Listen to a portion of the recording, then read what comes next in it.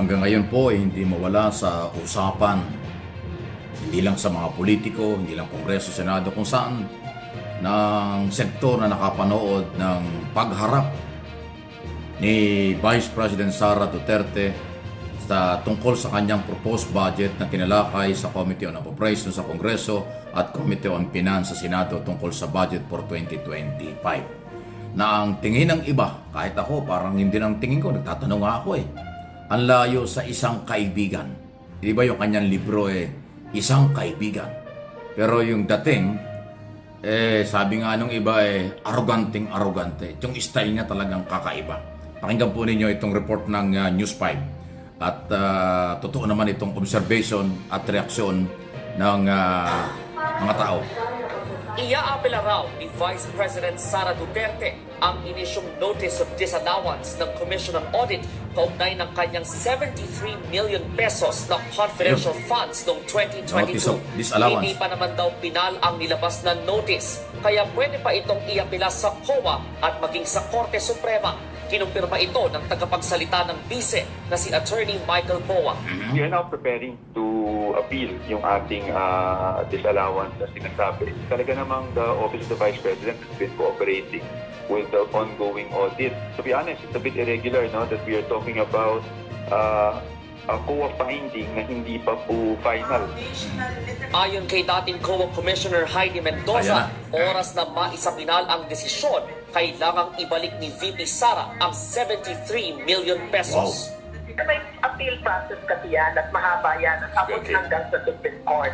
Pero pag na-finalize decision, pwedeng bayaran o tinatapos natin restitution or pwede rin na ibawas sa kanyang sweldo, pwedeng ibawas sa kanyang retirement, gano'n.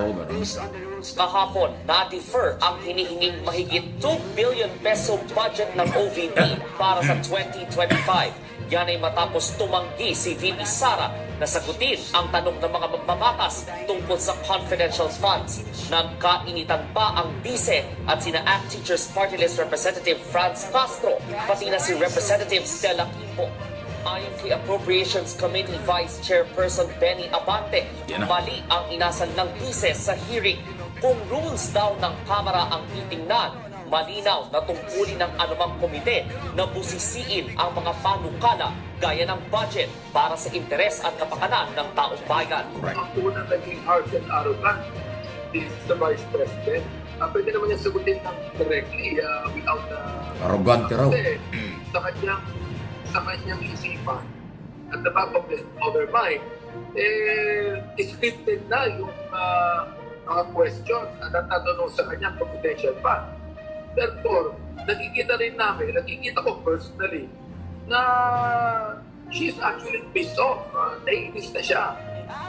Tigilan na raw ni VP Sara ang pamumulitika dahil hindi naman daw totoong may inulutong impeachment laban sa kanya ang Kamara. Kung si Senate President Cheese Escudero naman ang tatanungin, iba raw ang basa niya sa naging kilos ni VP Sara sa hearing kahapon. Tila hindi sang-ayon at sanay si Vice President Duterte na tinatanong siya at hindi siya sinasang-ayunan. Maliwanag sa napanood ko kahapon na tila hindi isang kaibigan si Vice President Sara sa ilang miyembro ng Kamara at sa Kongreso kahapon. Sana magbago yun. Ayan. So, isang kaibigan related dun sa 10 million pesos na ginastos o gagastusin para dun sa libro na Isang Kaibigan. Ayan, dating nga, palaaway. Nakita mo, sabi nga ni Abante, arrogante ang dating So, ayan, Senate President na yung nagsalita. Na-obserbahan niya hindi maganda. Ay, pupunta rin sa Senado yun dahil ang budget po ng proposed budget every year ng Office of the President o Executive Department, dumadaan yan sa Kongreso at Senado, magbabaykan pa rin So talagang sa ayaw, so gusto nila haharap ang mga taong dapat magpaliwanag kung saan ginamit ang pera at saan gagamitin ang bagong budget na hinihiling. Kaso ayaw ni Inday Sara yun Ayaw niyang pag-usapan ang nakaraang mga budget. Ang gusto niyang pag-usapan ay yung proposed budget. Hindi nga pwede yun, Inday. Ano ba klase yung mga abogado mo at mga advisor mo at kung sino mga advisor mo, ikaw mismo? Hindi pwedeng ikaw ang masunod. Wala ka sa City Council. Baka nasanay ka sa City Council ng Davao ng mayor ka na kung anong gusto mo, nasusunod dahil mayor ka. Dito hindi. Itong budget na pinag-uusapan ay national budget. pag-aari ng mamamayang Pilipino ang budget na pinag-uusapan, na every year ay tinatalakay. Ngayon ay trillion yan every year, at yung budget mo sa Office of the President, Office of the Vice President, halos 2 billion o 2 billion. So kailangan paliwanag talaga.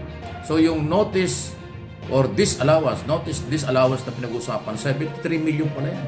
Nakita mo, sabi ni Heidi Mendoza, yung dating commissioner, pagka napatunayan na mali yan, pwedeng ikartas yan sa sweldo, pwedeng bayaran yan ni Sara. At kung mali ang pagkakagamit, dumadami ang problema. Disallowance, may problema. 125 confidential fund o intelligence fund, may problema.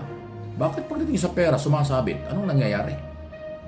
Nagtatanong lang tayo, bakit pagdating sa pera, sumasabit ang Vice President, Office of the Vice President? Kasi maliwanag yan 73 million, malaking pera yan. Notice itong disallowance na ito na hindi pa malinaw. Saan ginamit? At yung 125 na ayaw pag-usapan, at napipikon siya. Okay? So, ayan po, ang style ng Vice Presidente ng bansa na hindi naman niya pwedeng diktahan, hindi niya pwedeng sapawan ang Kongreso at Senado pagdating sa budget. Well, may nagtanong sa akin isang araw kung pwede raw na i-contempt ang daliho. Alam niyo, ang pag-contempt sa Kongreso, dalawa lang ho ang alam ko na pwedeng gumamit ng contempt sa i-contempt po ang mga resource person. Yung investigation in aid of legislation, okay, nagagawa ng batas o in aid of legislation niya, at saka yung oversight function. Diyan pwede hong mag-contempt sila, talaga pwede sila magpakulong ng resource person kapag ka po hindi sumasagot at hindi nakikipag-coordinate. Ang Committee on Appropriation, alam ko hindi sila nagko-contempt kasi budget yung pinag-uusapan niya. Yung proposed budget. So, kailangan dyan coordination. Kasi pag ikaw ay head ng isang opisina o departamento, bakit ka naman hindi makikipag-coordinate sa Kongreso at Senado? Ikaw nangangailangan ng budget. Kaya wala ako natatandaan na kino-contempt.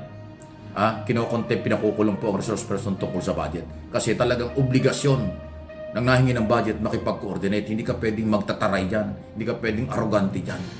Okay, so sa record po at aking nalalaman, pagkakaalam, hindi ho nagko-contempt ang Appropriation Committee at wala pang na-contempt nga kasi nga ho, hindi naman dapat gawin nyo ng resource person kapag ikaw may kailangan.